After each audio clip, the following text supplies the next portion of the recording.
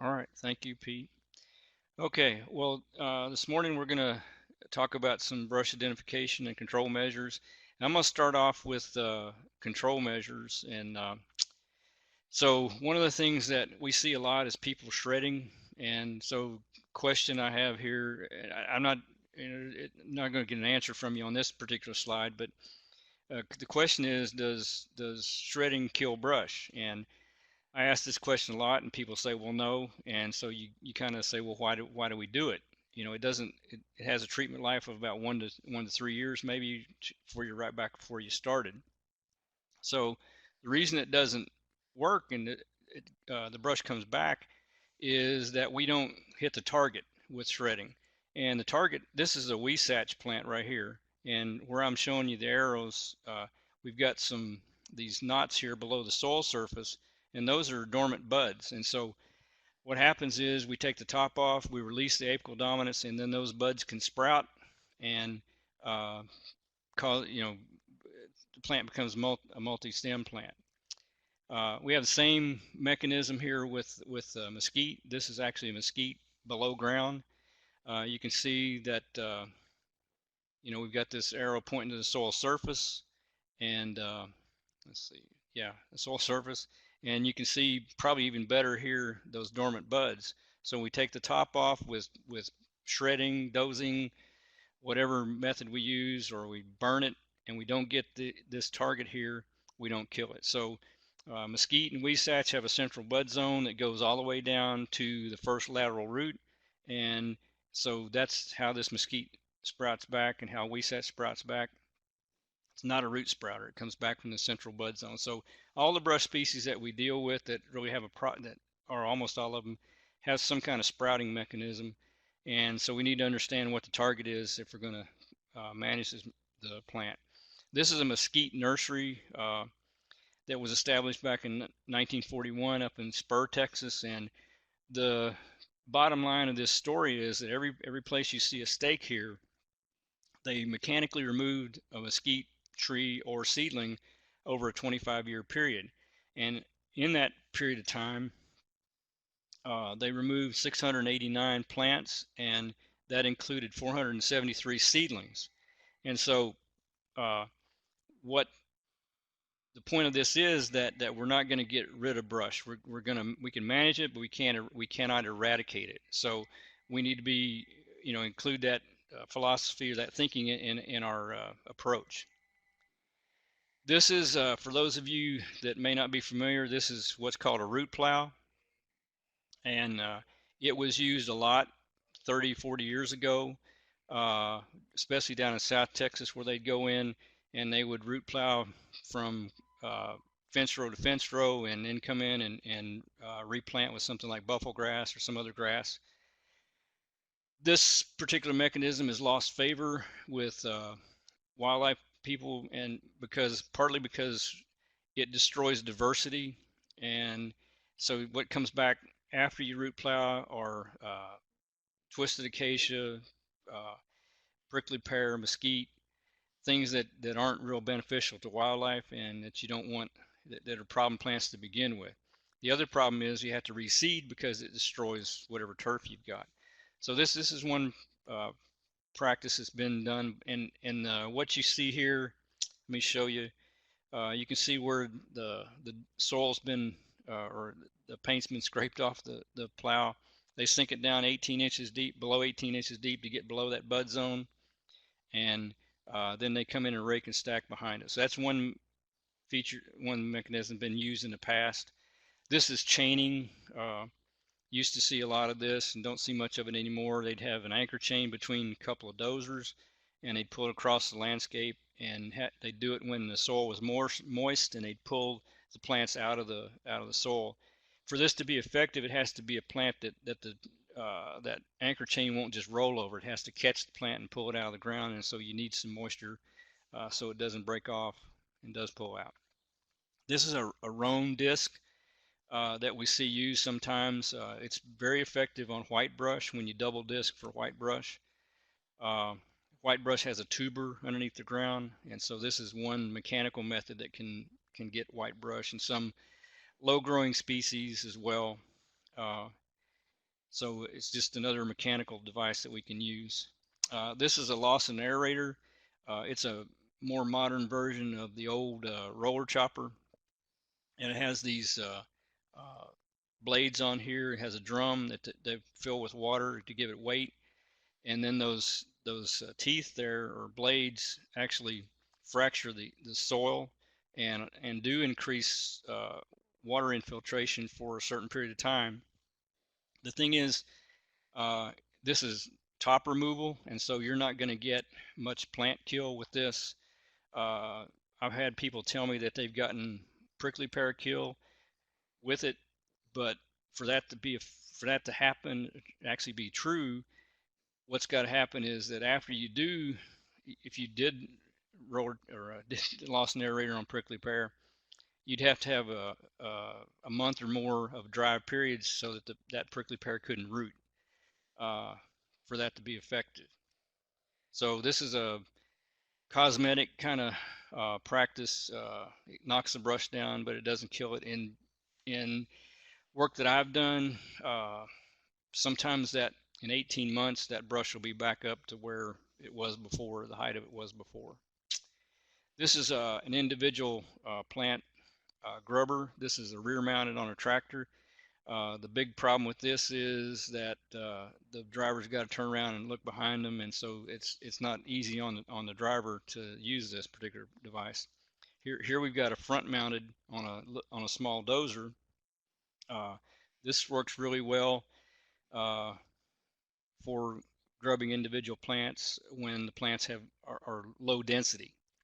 Of course, that does cause a little bit of soil disturbance, but it is a good practice, or an effective practice.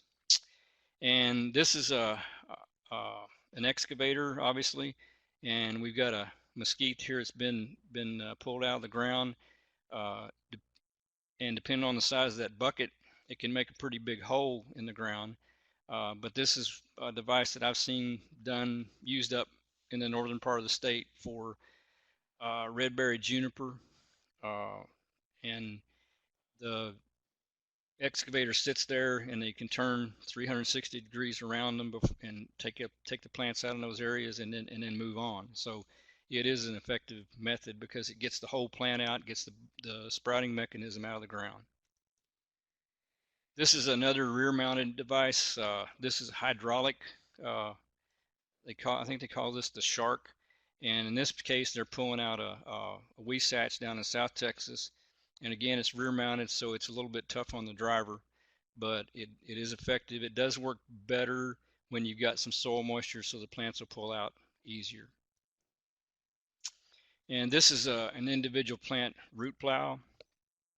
This is a device that was actually a rancher actually made himself, and rear mounted, so you've got that problem with looking around behind you to line up on the plants and so forth. But it is with low density brush, something like this could be effective. This is a big like a big lawnmower, and where I've seen this used, it's a hydro axe, and they actually lowered this over some juniper cedar and shredded the big cedar. It makes a lot of mulch on the soil, and so sometimes you can have too much mulch there where you won't get water infiltration for a while until that mulch breaks down. But this is I've also seen different versions of this, smaller versions of this, that chew up the plant's flailers and so forth. So it works well on ash juniper because it's a non-sprouting species, but it doesn't work well on redberry juniper. This is a skid loader, and here we've got shears in the front here. This is an effective tool for the ash juniper or blueberry cedar because it's a non-sprouting species. So it's something that we can use with that particular species. And then we've got the herbicide applications. Up here obviously in the upper left-hand corner, we've got an airplane. We've got a helicopter here in the right-hand upper right hand side. And then down in the middle here, this is a device that is used for ground broadcast applications. It's got some big booms. As long as you can get above the trees, above the plants, this can be an effective way to apply the herbicide. In experimental plots, we've been using helicopters a lot because they don't need a landing strip to come to you. You know, to in the vicinity, they can land on a trailer that they bring with them, and they can be very precise in where they put the herbicide. So we found a lot of use with those helicopters, and we've seen a lot more helicopter use around the state, not just with our experimental plots, but commercially as well. Typically, when we do aerial applications, we're going to be looking at about 4 gallons of spray volume to the acre, either with an airplane or with a helicopter. When we go to Huisache, we really don't have something we can hang our hat on reliably about with broadcast applications in Huisache. We're looking at 10 gallons to the acre, but I don't have anything that I'm comfortable suggesting people use. We're pretty well set with mesquite, but with the Huisache, we're still kind of looking for some answers there. Okay, so one of the approaches that we can use is the brush buster approach. And what the philosophy behind brush busters is, once you get the brush where you want it, and remembering that we can't eradicate the brush, it's going to come back. Animals are going to bring seeds in. We can't be 100% effective unless we do something like grubbing every plant out. But still, those plants are going to come back because seeds are going to be brought in by animals. So one of the ways that we can extend, if we do a large practice, one of the ways we can extend the treatment life of that practice is by using brush busters for maintenance. So let's take a look at some of the things we look at with brush busters. We've got several publications that target individual plants like mesquite, cedar, pricklypear, and the Huisache. And we also have one on cut stump that I'll show you here in a little bit. But what these publications do is they have the best. We try to have at least 2 practices in each one of them, but they'll have the best practices that we have that are most effective for that particular species. And to get in brush busters, they have to have at least 70% effectiveness. In other words, better than 70% plant kill to get to be eligible to be a brush buster practice. Okay, so one of the approaches that we can take with brush busters is the stem spray, and this is some of the equipment that we'll use. In this photo, we've got a backpack sprayer. It's got an aftermarket harness here that costs about, I think, about $45. This particular one here, this orange one, is available through forestry suppliers, and Solo has now started to manufacture a similar harness like this. So it's padded. It's got a belt here that takes some weight off your back. When we're doing stem sprays, we never fill it. We only put about 1 gallon in the sprayer because that'll probably take you about an hour or more to spray it out, and then you can take a break and refill instead of carrying a whole backpack around with you all day. One of the things that I like or prefer, this is personal preference, is a piston type mechanism. They make diaphragm type mechanisms, and they lay almost kind of flat or at a little bit of an angle. And I had one of those rupture on me one time, and it wasn't a pleasant experience. And so I've never had trouble with these piston pump type, but you do have to clean them out. You can't just put diesel through these, and you know, diesel is the carrier for stem sprays. We can't just put diesel through there because it's going to be corrosive on those O-rings, and also the herbicide that we use is corrosive on the O-ring, so we need to clean it out after we've used it, and it'll last a whole lot longer. When we're doing stem sprays, the herbicide that we use is Pricklypear ester. The original product was Remedy or Remedy Ultra. The Remedy Ultra is the oil base there is a methylated seed oil base instead of a petroleum oil base. And now we have some generics like the Clear Pasture that are available. But the thing that you want to look for is Pricklypear ester, and you want 4 pounds per gallon active ingredient in that product, and you'll see that that'll be on the label here. It'll tell you how many pounds of active ingredient you've got.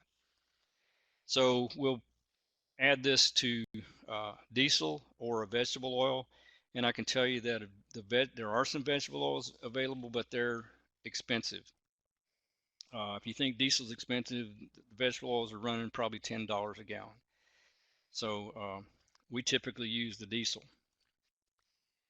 And in this particular slide right here, what we're trying to show you is that these backpack sprayers typically come with either a fan type nozzle like we're showing here, or a large orifice nozzle.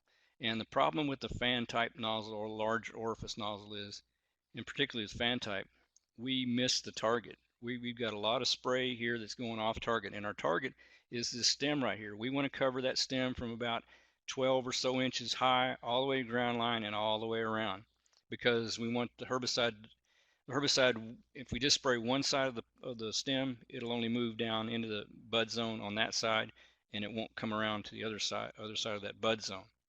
But we're wasting a lot of herbicide here, so there's a solution for that.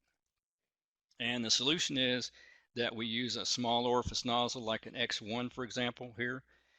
This is a Cone Jet 5500 X1, or we can even use an X2, but we want to use a small orifice nozzle instead of a large orifice nozzle like we show here on the right that we'll use with a leaf spray.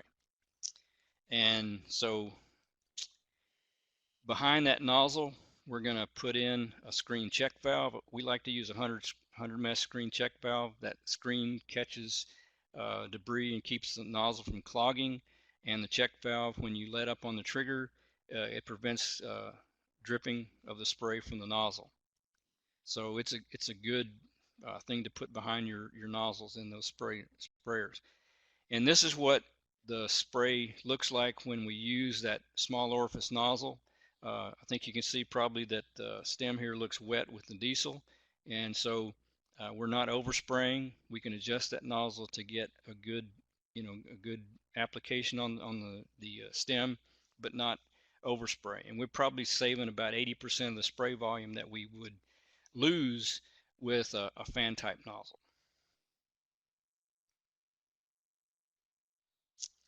Okay, so we can move into the cut stump method. This is just another basal method, and here we're going to use a 15% concentration of Pricklypear in diesel or vegetable oil.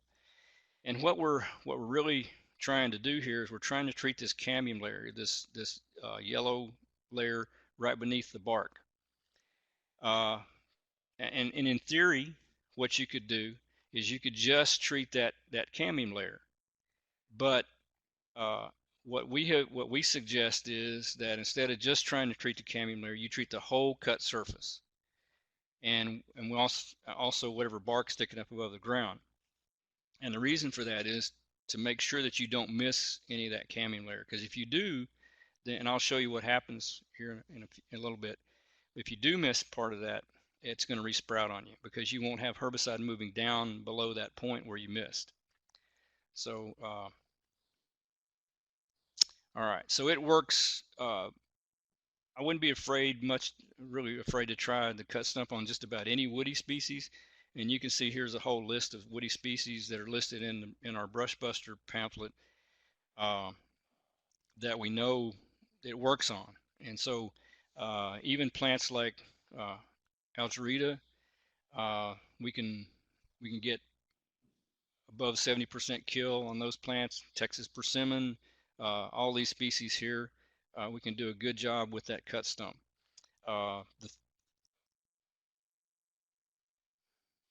Okay, this is just one device that you can use for cut stump. You can use chainsaws, you can use loppers. This is a brush cutter that actually what we did here is we replaced the original blade with a saw blade because the original blade would just beat you to death. And there are, since I bought this one several years ago, there are brands out on the market now that come with a blade similar to this saw blade. So there are several choices that you've got in terms of using one of these, and they work really well for doing this particular practice. So here's some things that we need to do when we're doing the cut stump. We need to cut every stem close to the soil surface. Now over here in the right hand corner, this picture right here, we've got a trunk sticking up probably 12-18 inches above the ground, and there's a lot of problems with that. It's an accident waiting to happen. Somebody drive over it, stumble over it, whatever. But the other thing is that we want to treat this whole cut, that bark from the cut surface all the way to the ground. So you're going to use a lot of herbicide to treat that cut surface. So what we want to do is cut it, or that kind of cut. So what we want to do is we want to cut it close to the soil surface. We want to cut it fairly level, but we don't want to get soil up on it. So we want to avoid leaving soil on that cut stump. And one of the really important things to making cut stump work is to spray the stump immediately after cutting. The reason for that is we know it works when we've got a fresh cut. And the people tell me, I've waited 30 minutes, I waited an hour, I waited 2 days, and it still worked. And I don't argue with that, but can you find it in 30 minutes? If you're cutting small stems, can you find it? So that's another reason for treating it immediately. But we know it works when we have a fresh cut.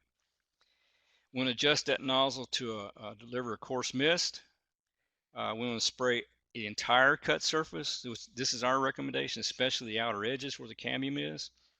And then spray the bark from the cut to ground level, almost to the point of runoff. So you get it nice and wet. And then we like to use a highlight blue dye in that mix. Even though that dye is water-based, it still colors the diesel herbicide mix well enough that you can see that you've treated it. So you're marking that plant so you don't miss it, and you have made sure that you've treated it. All right, so the cut stump is almost 100% effective, and I emphasize almost, if it's done right. And so there's a couple of things that we can do that'll make it not work. And in this slide right here on the left, we've got had actually 3 stems here, and 2 of them are treated. 1 of them was missed, and so you get resprouting from where that stem was missed. And then on the right here, what we're showing here, you want to spray that entire cut surface and the bark from the cut to the ground. And in this particular case, part of that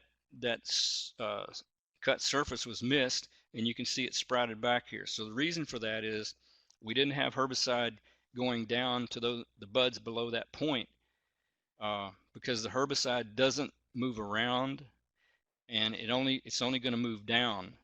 So you have to have complete coverage on that cut surface to make it work. So as I said, our recommendation is to avoid missing part of the cut surface, treat the whole, or part of the cambium layer, treat the whole cut surface. It just works better that way, in our opinion at least. Okay, so this is pictures showing a setup for doing individual plant leaf spray or pad spray. In this particular case, they're spraying Pricklypear, and we've got an ATV that has a 15 to 25 gallon tank loaded on it, and then the driver has a spray wand that they can spray close to the vehicle. And then we got two people walking here with 20-foot hoses. So with this particular setup, we can cover a 40-foot swath. And one of the things that you need to do with your hoses here, the people who are walking need to have some kind of device that keeps those hoses up away from the ground so that the hoses don't get wrapped around the back wheels. That's really important, because if that happens, you're liable to snap off something or break the hose. So, but we can be very efficient and effective with this kind of setup. Obviously, it doesn't have to be an ATV. It can be a mule or some other device that carries the herbicide for you. So when we go to leaf sprays, now we're going to go to a bigger nozzle because we want more volume. We're going to go to an X8 nozzle, adjustable cone nozzle. And so I'm going to just pause here for a minute or so and see if there are any questions anybody has so far. Yeah, Vicky has a question. You want me to read it? Or do you want to catch it? I think I can see it. Salt cedar was not on the list. Is cut stump spraying effective? Yes, it would be. Yes. As I said, I wouldn't be afraid to try anything, almost anything with the cut stump, but it would be effective. Yes.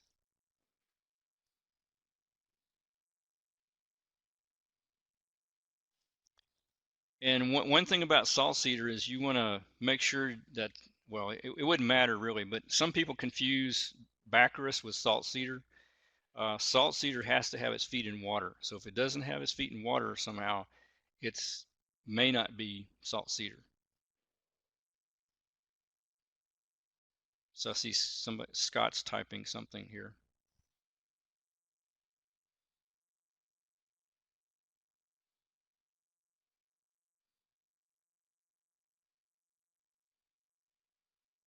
Okay. Louise, okay, where can we buy brush buster information? Okay, the information, you don't have to buy it. You can download those publications from the agrilifebookstore.org. You'll have to set up an account, like you do with other uh, sites with a password and so forth. But Brushbuster, the publications are available as PDF files electronically. You won't have to pay for those. You can download them for free. Okay, Scott, is there a preferred herbicide for shin oak? For shin oak, yes, you're going to be looking at spike, and we'll talk a little bit about spike here toward the end, and also give you a source of where you can get all the information about all the herbicide applications or suggestions that we've got. There's another resource, another publication that I'm going to show you at the end here.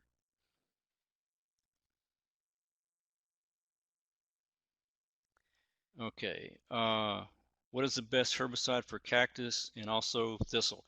Cactus we're going to cover here. Thistle, we'd be looking at probably maybe 2,4-D when they're in the rosette stage.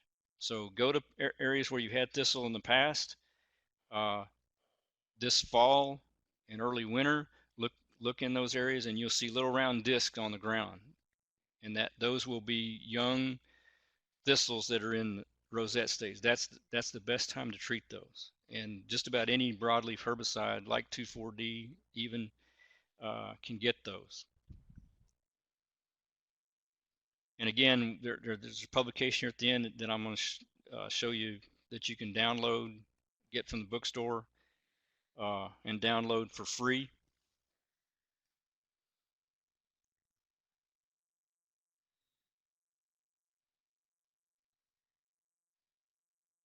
Okay.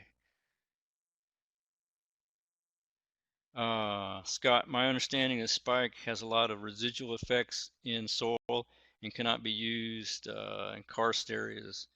Areas I am referring to have lots of karst. No, there's nothing else for the shin oak. And if there is a chance that it's going to get in an aquifer, yes, you want to stay away from something like spike.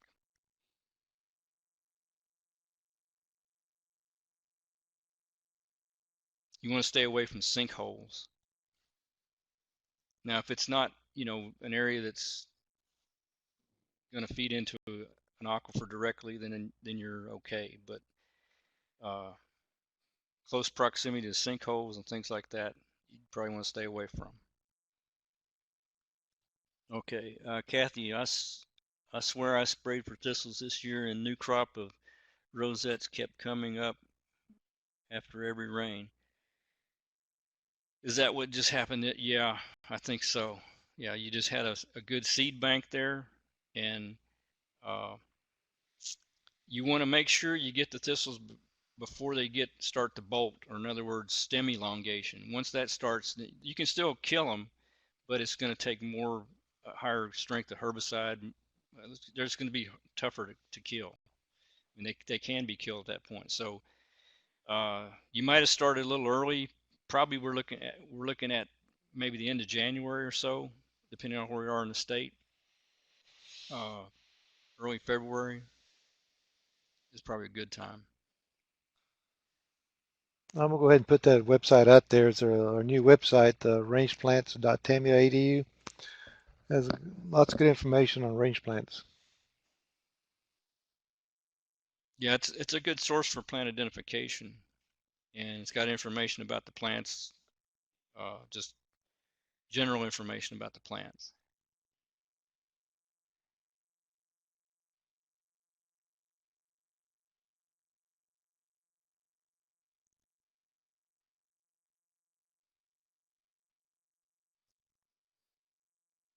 Okay, spraying immediately after cutting is a slow process if you have a lot to do anyway, or any way or method that you can use to make this more efficient. If you can do it in team, if you've got somebody that can work with you, one of you can cut and the other one can spray, and that's the most efficient way I know to do it. Uh, but you're right, it is slow, and Pete can testify to that because he's been doing it by himself. But uh, it really needs to be done very quickly, or you may be wasting your time. If you let that cut dry, it'll be harder for herbicide to get in. Okay, Pete, you want to load the next session here, or next part of the presentation? When I sent this in, there was so many pictures in it that was too big to load in one as one piece, so we had to put it in two. So we're going to move on, and at the end we'll have time for some more questions. So if you have questions, you can type them in as we go. All right. So for mesquite, this is mesquite here. It's pinnate, or it's a compound leaf. I mean, this is the leaf right here. It is compound. It typically has one thorn. Sometimes we'll see two thorns at these nodes, but typically one. I think all of you probably know what mesquite looks like. We can use basal treatments with Pricklypear and diesel, either stem spray or cut stump. We also have leaf sprays that we can do for mesquite. And in terms of leaf spray, this is what we used to use. And you can still do this. We used to use a combination of Pricklypear and clopyralid. Now the thing is that if you've been using Reclaim, you're going to notice that product has disappeared from the market. Dow stopped making it, stopped manufacturing it, and so there isn't going to be any more made. There are generic clopyralids around, so if you want to continue to use Pricklypear and clopyralid, you can use a generic. Uh, what you're going to see as standard for leaf sprays is we're going to use a surfactant and we're going to use a dye for these individual plant leaf sprays. The surfactant breaks down the surface tension between the spray droplet and the leaf surface. You get better coverage, better absorption through the leaves. The dye helps you mark the plant. It also helps you see your spray that you've covered the whole plant, and that's very important, is to get the whole plant covered, all the leaves covered. So as I said, if you want to continue to use the Pricklypear and the clopyralid, there is a way to do that. But there's another approach that you might want to look at. There's a relatively new herbicide, may not be new to some of you because it's been out for about 3 years now, I guess. But it's a standalone product, so there's no mixing. You don't have to have two containers like we had before. It's a mixture of clopyralid, which is active ingredient in Reclaim, and aminopyralid, these two active ingredients. There's no grazing restrictions to this herbicide. And we have uh, our recommended rate is 1% concentration, so 1.28 ounces per gallon of water carrier. We've investigated lower and higher rates, and I'm going to show you why we've settled on the 1%. So in this next slide, what we're looking at is in the blue bar here, we've got a 0.5% of Sendero red is quarter, the green is 1%, and the brown bar here is 0.5% of Reclaim, 0.5% of Remedy. And you'll see what's important here is these bars, these black lines here above and below the average. That's how much variation we've got around that average. And so you can see statistically we can't say any of these treatments, any of these averages are different. We can't say 74 is different from 93 because these bars overlap. But what we do see is there's much less variation around that Sendero 1% level. We have more variation around the Remedy Reclaim. So there's nothing wrong with using Remedy or clopyralid and Pricklypear as a leaf spray. It's just that we have more variation around that than we do with the 1% Sendero. So that's something you might want to keep in mind when you're deciding what to use. It's up to you. I mean, I wouldn't argue with somebody that wanted to continue with, if they've had good success with the Pricklypear and clopyralid combination, that's fine. But there is another alternative out there. Okay, this fella used to work for Experiment Station in San Angelo, and he invented this thing he calls the Vendetta. He took a sharpshooter, he cut it off at a 5-inch width here, replaced the handle with an 1.25-inch steel pipe. He calls it the Vendetta, and the way he uses it is he drives in the ground and it cuts below the soil surface. You can see here, and on small mesquite. So he's using a mechanical method, an individual plant mechanical method. No herbicides, no mixing, instant gratification because you know it's dead because you got below that bud zone. It's organic because you're not using any herbicides, and it's great exercise according to him. So just another kind of to emphasize that there are all kinds of ways, and somebody's going to think of a better way, invent a better mousetrap, and so we don't have all the answers, and there's still things to be out there to be invented.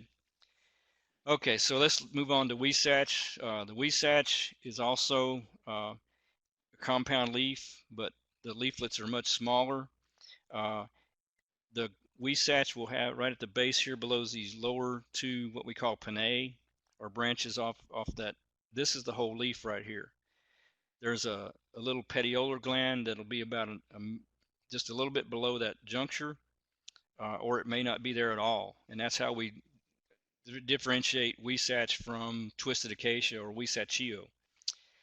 All right, so Huisache also has paired thorns. They don't show up real well in this picture. They can be very large, much larger than these, but they're paired white thorns. And we can use the basal treatment, the Trichlopyr ester and diesel, either as stem spray or cut stump.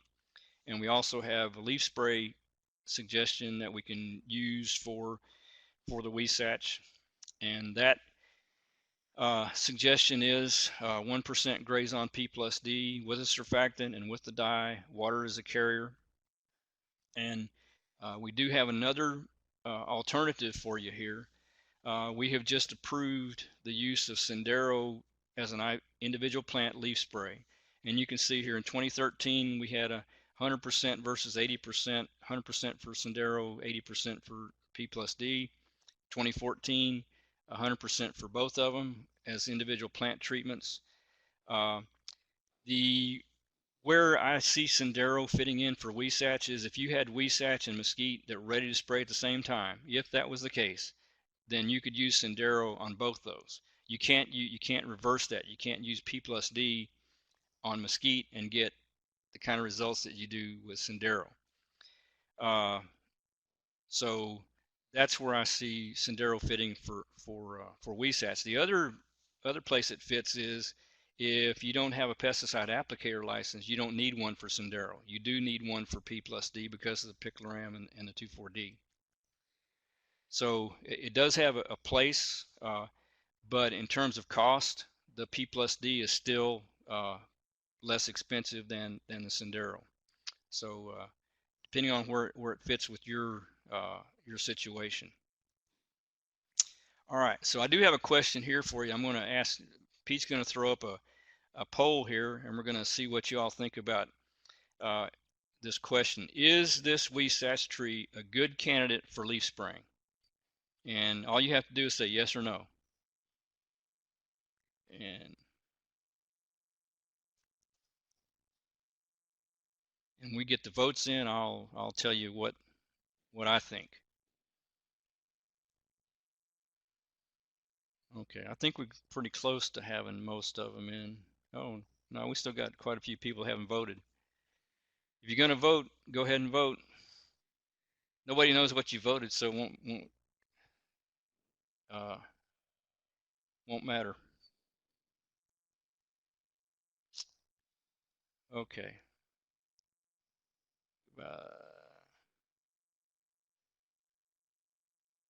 Okay, we got about 39 of you that voted. All right, for those of you that are shy, we'll give you the answer. So we've got 85% say no, and about 15% say yes. So in this case, the no's are correct. The reason that this is not a good candidate for leaf spraying is if you look closely at this canopy, you've got a lot of canopy that doesn't have any leaves on it. If you're going to use a leaf spray, you need good leaf area, good leaf material, enough of it to carry herbicide into the bud zone. And in this case, this picture was taken in a droughty August. I can't remember what year I took it in, but I took it as an example to show this uh, uh, point. So we don't really have enough leaf area here to get enough herbicide to move effectively into the bud zone to kill that plant. So that's one thing about Huisache. We need some decent soil moisture so that we've got a good full leaf crop. And then the other thing is that if you look at the same size mesquite and Huisache, if they were both say 4 feet tall, Huisache is probably going to have more leaf area than a mesquite does, and so it's going to take more spray volume. And so you have to really put more spray volume on those Huisache to really be effective. So this is one thing that you should look at if you're having to deal with Huisache. Do I have a good leaf crop? And if you don't, then you better wait till you do if you're going to do a leaf spray. All right. Okay, so we'll move into prickly pear. Somebody had a question about pear earlier, and so we're going to answer that question now. Currently in brush busters, we're suggesting that using Surmount, which is a combination of fluroxypyr and picloram, and because of the picloram, you're going to have have a pesticide applicator license. It's an alternative to 22K for individual plant prickly pear treatments, and the reason that we switched from Tordon to Surmount is strictly cost. Some people see quicker activity with Surmount, but in the end, you still get the same amount of kill with Surmount or Tordon 22K. So on a per gallon basis, the Surmount is typically lower cost than the Tordon is. And that's the reason for us in brush busters going with that. So we're going to use a 1% concentration of Surmount. We can use 1/4% surfactant, 1/4% dye. You spray all the pads to wet, and I think it's best if you've got good soil moisture and temperatures above 60 degrees Fahrenheit. So we can spray prickly pear pretty much any time of the year when we've got good soil moisture. When we don't have good soil moisture, the pear shuts down, and we don't get movement in. We do have a new alternative to the Surmount. If you don't have a pesticide applicator license, it's going to be more expensive, but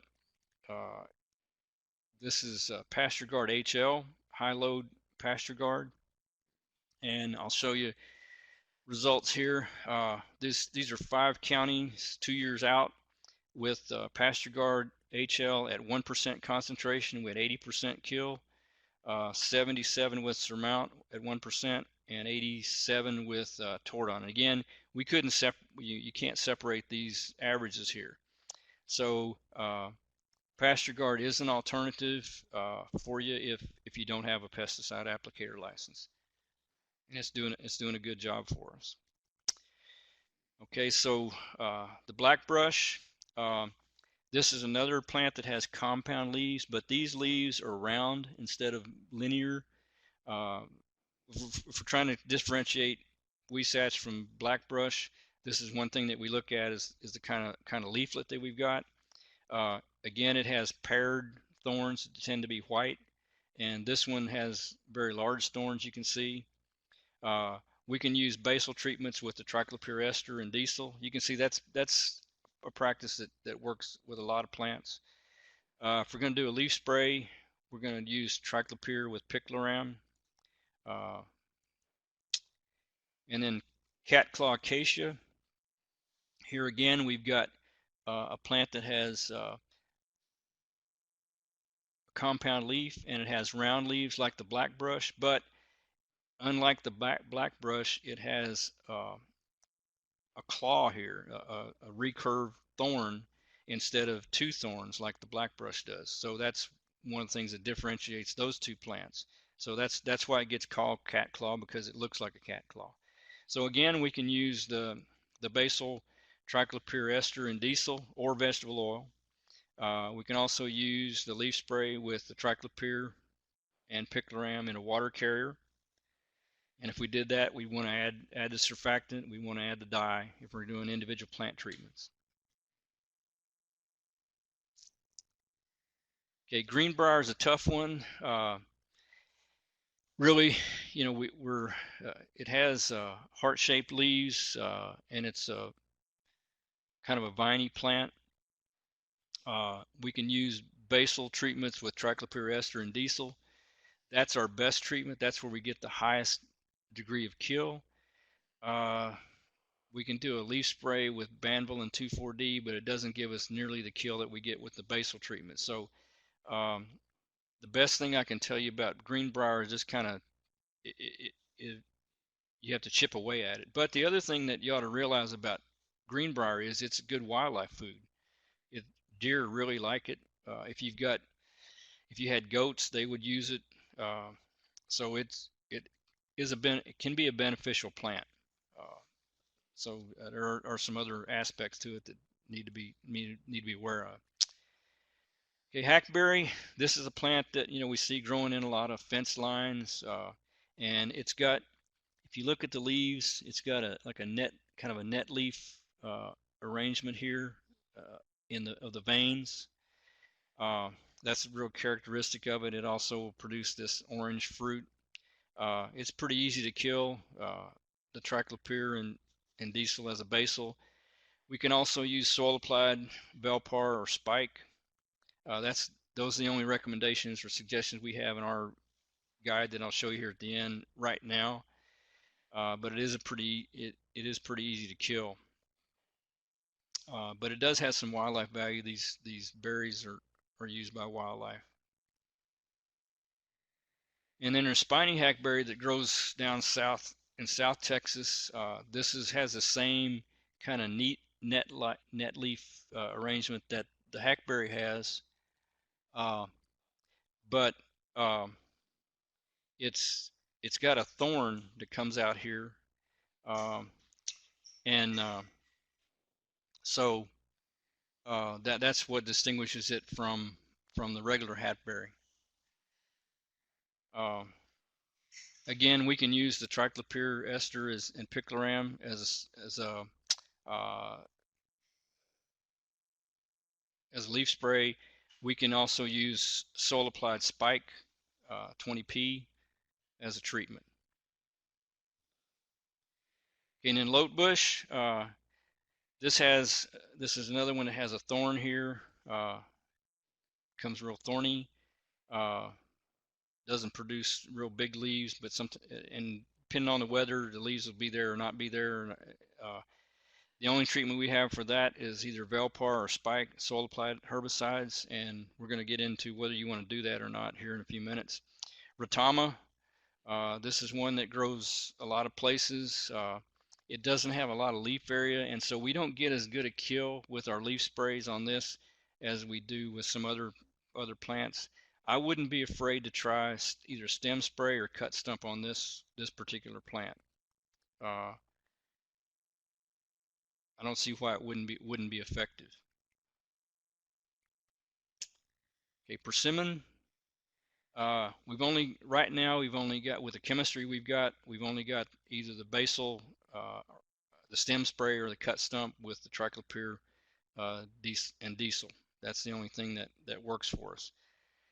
The stem sprays, we really need to do that for some reason. I can't tell you why, but for some reason in our guide it says mature leaves and before June 15th, but the cut stump appears to work any time of year, and we've gotten good kill with the cut stump. I mean, personally, I've gotten above 80% when we've done this in demonstration work.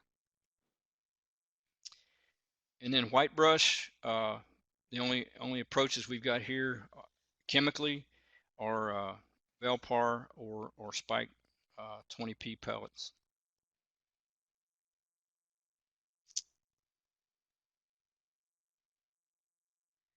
All right, so I want to talk a little bit here about the Velpar. Velpar is a liquid herbicide, and there is another, the active ingredient here is hexazinone. There's another product called Pronone Power Pellet, also hexazinone, so they've got the same active ingredient, and so you can expect the same kind of activity and the same potential problems with either one of these. Spike 20P, another soil applied herbicide. This is a pelleted form. So we'll come back to those in a minute here. But Baccharis, this is a plant that sometimes people confuse with, for some reason, confused with salt cedar. But in terms of control, we can use stem spray or cut stump.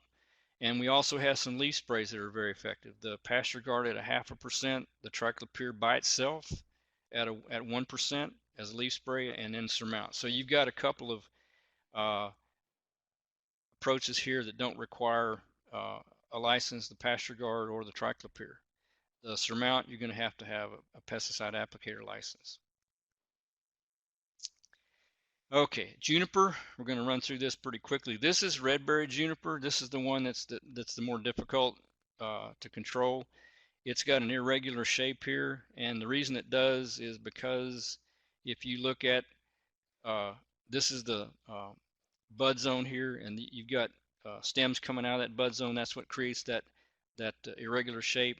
And this is the bud zone here is below ground. And that's the reason if you cut it off, you're not going to get kill like you would with blueberry cedar. Okay, we can use a cut stump on the Redberry, 4% Tordon, 1/4% surfactant with a water carrier. Blueberry, easy to control with hand grubbing. We can also control with prescribed burning. And then what you may not want to use, the Velpar or the Pronone Power Pellets, because they're soil applied and because they're non-selective. I'm going to show you how non-selective they can be.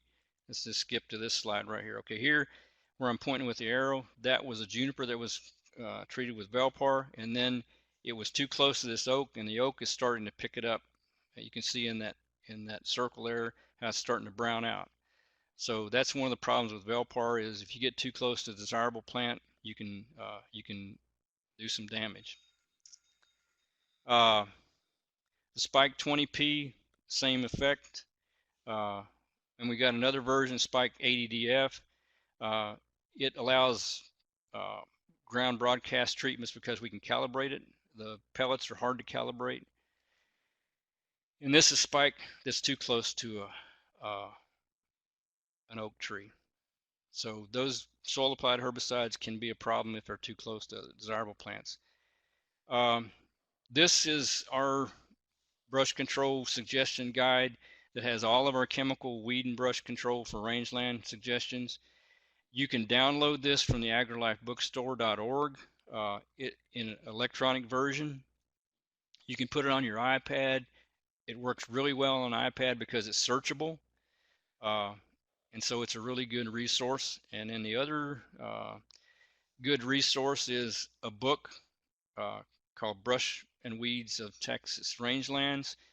This is a for sale publication. The previous this chemical weed and brush control guide is free as a electronic version. This book here you have to buy. I think it's about $25 or so, but you can order it through the bookstore, and it's got pictures of the plants that are in the 1466 publication. And so I'm going to stop there, see if there are any questions that I can answer. Um, okay, it looks like, okay, Louise, no. I don't know if that's a question or a statement. Okay, is Greenbriar sprayed and deer or goats later eat it? Will it harm the animals? Uh, I don't think they're good. Once those leaves brown out, they're not going to eat it. So I don't think you have to worry about it. Would basal sprouting treatments post wildfire or prescribed burn be a good integrated management approach? No. Uh, and the reason is when you, if you, it's just, well, I guess I'd have to know what species we're talking about. But in general, uh, if you could take the plants out before you use the burn, I mean, burning doesn't kill sprouting species very easily.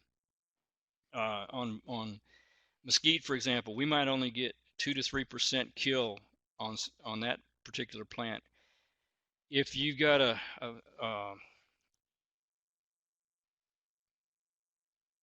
mesquite that's less than 15 months of age, we can get good kill with fire on that.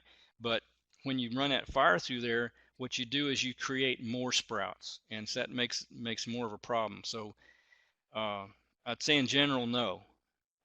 Okay, okay. Question is, how would you handle McCartney Rose?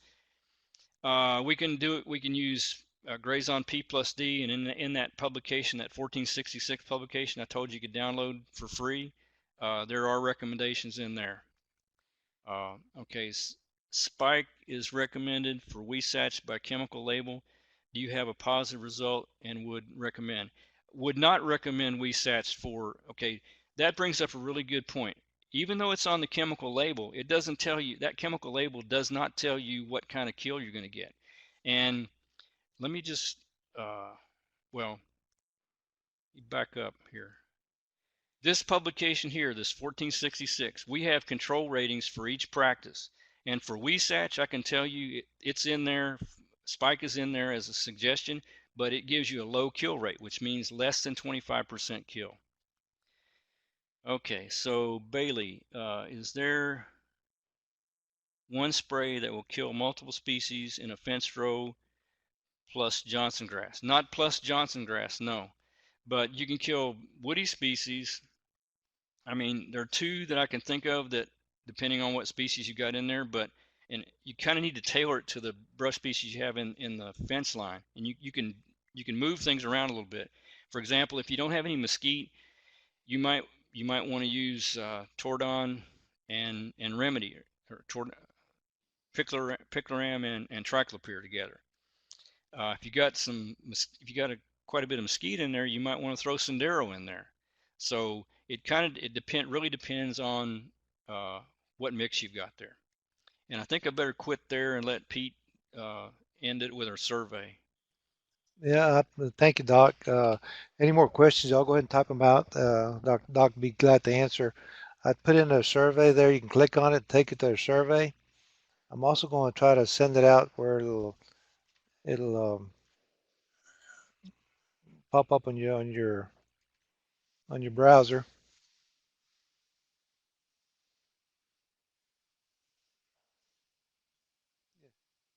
Hey Pete, and one thing I might mention is that some of these questions are hard to answer. Uh, you know, the way we do we do the webinars. So if people need more in-depth answers, they can contact us and we can talk about, like for example, the fence line situation.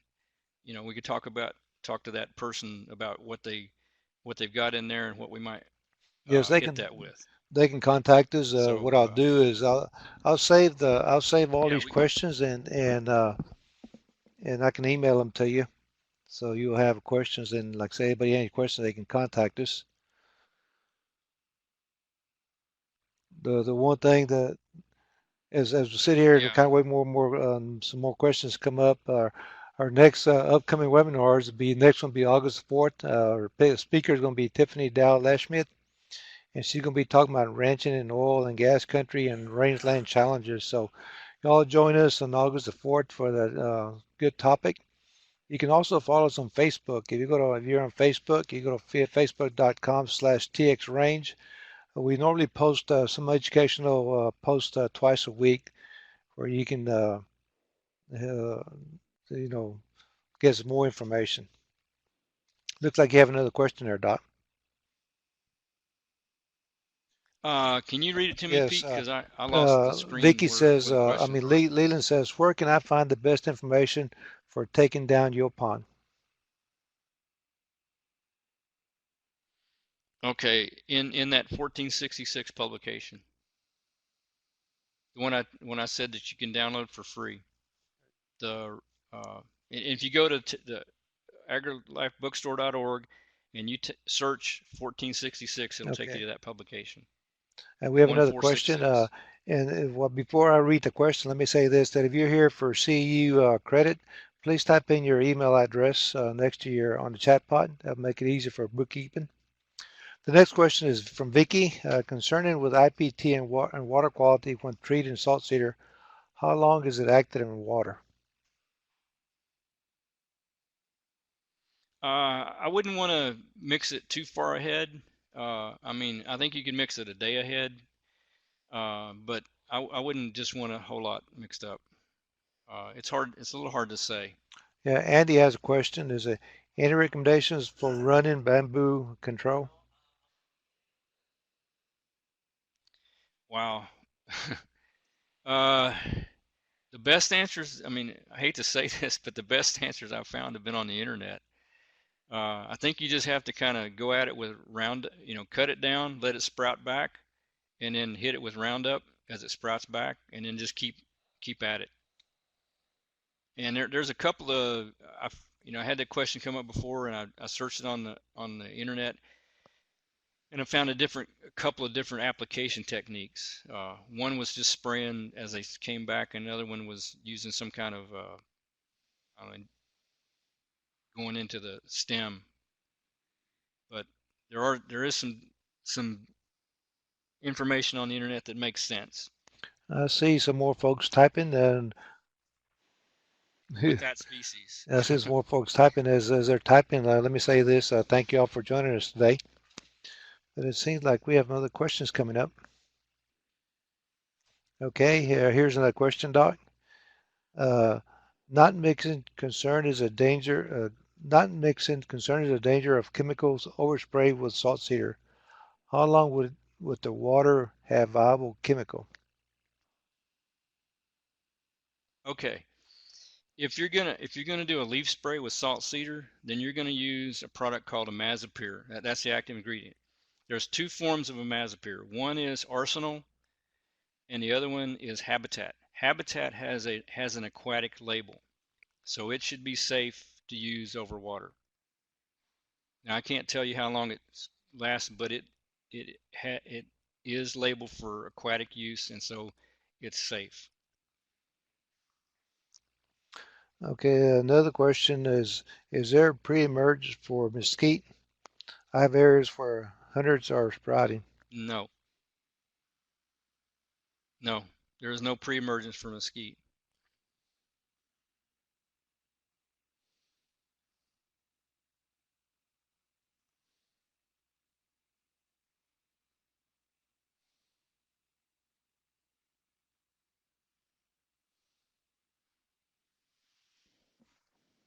No, I see some people Anything typing, else? but that's the last question so far. So, Doc, thank you for being with us today. Okay. Really good. We're gonna go look at some brush plots tomorrow.